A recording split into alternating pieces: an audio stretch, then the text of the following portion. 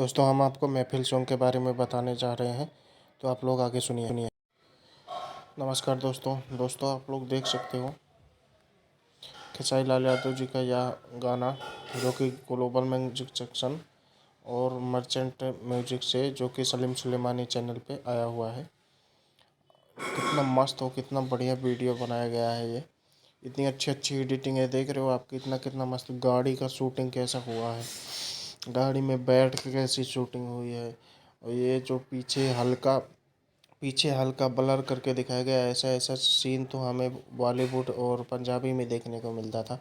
आज हमारा भोजपुरी में ऐसा ऐसा सीन देखने को मिल रहा है। खेसारी लाल यादव जी और इस लड़की को देखिए देखिए कितना मस्त एडिटिंग, कितना अजीब टाइप का। कसम से वैसे मैं कह रहा हूँ दोस्तों, हमारे हिसाब से आप लोग ऐसे सीन, ऐसा वीडियो पहली बार देखे होंगे भोजपुरी में। भोजपुरी में कोई भी कलाकार, पवन सिंह का भी लगा लो, पवन सिंह का भी ऐसा कोई वीडियो नहीं है।